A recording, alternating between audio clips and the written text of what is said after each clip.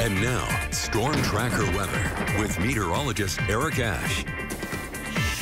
All right, welcome back. Today for the Snake River Plain, thunderstorms scattered to widespread, and that goes for the whole region of East Idaho for our forecast area. Temperatures for the highs will be in the 70s, American Falls is 68. Now, some outflow wind speeds from these storms, especially across the Snake River Plain, can be up into the 30s of miles per hour. For the Central Mountains, storms are expected as well. Temperatures for the highs will be in the 70s and the mid-60s.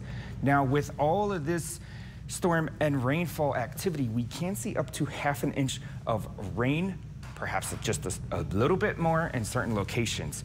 For the Wyoming and southeast, northeast Highlands area, scattered storms are expected as well. Temperatures for the highs are cooler in the 60s. Moving on into the future, into the evening time, Snake River Plain can expect those storms to continue and linger throughout the evening and overnight hours. Temperatures for the lows will hover around 50, low 50s, upper 40s. Moving up north to the Central Mountains, storms are expected to continue, and the lows up there should be in the mid to upper 40s, Salmon at 52. And moving on east, tonight for the Highlands, storms will continue. Temperatures will be in the 40s for the lows. Pocatello, starting Southeast Idaho Chevy dealer, 7-day forecast starting today for Pocatello. Storms for a couple days, fair weather for a few days, perhaps just some isolated showers.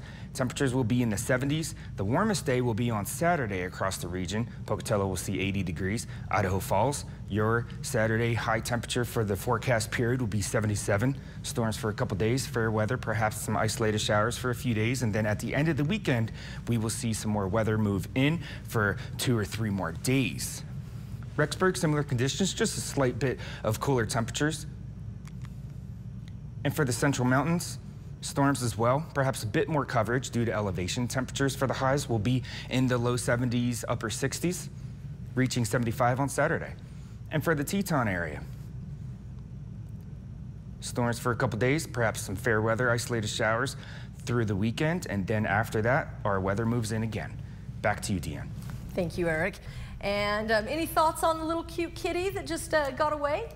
What a scary experience, that kitten on the side of the interstate or road. That was probably so scary.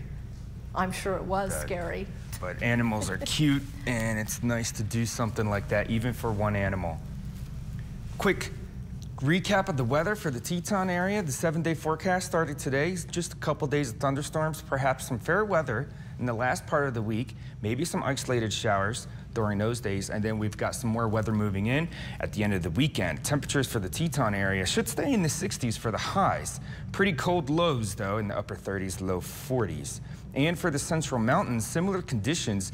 Thunderstorms for the next couple days, perhaps some fair weather the last half of the week, and then weather moves in again on Sunday and Monday. Temperatures 70s and also upper 60s. Lows will be in the 40s. Today looks to be like yesterday, except today looks to be very widespread with showers and thunderstorms.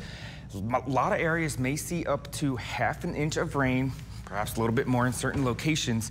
Across the Snake River Plain, mostly can expect some high winds from these thunderstorms in the 30s of miles per hour. Now, there are individual cells elsewhere that can also produce this. Also, we cannot rule out the possibility of any small hail occurring with these storms. Today and tomorrow looks to be in excessive rainfall outlooks. So tomorrow can be up to 1 inch of rain, but it looks like most of the coverage is going to shift eastward a bit.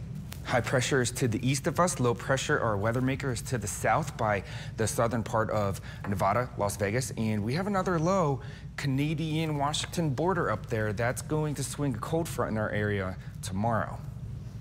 Back to you, Deanne. All right, thank you, Eric. Brian Coburn. Cool, thanks, Deanne. So you can see in the past 12 hours, you see all that activity has subsided. That's during the evening time after the sun sets. And at this point in time, as we warm up, just expect it to do the same thing. It'll start with so much moisture on the ground in the atmosphere. Once the sun heats all this stuff up, like lava lamps all over the place, it's going to bubble up and we'll get this activity. This is our future tracker. This is a model that tells us what may happen in the next 12 hours. You can see a lot of that activity pops up once more. Flood advisory for the Big Lost River in Arco, it's at 4.5 feet, becomes bankful at 6.5 feet. Now, there's also a flood warning for the Big Lost River that is affecting the Mackey Reservoir. That's at 3.5 feet. Can rise by 3/4 of a foot by Wednesday. Also, the Big Wood by Haley can rise by 1 foot by Wednesday.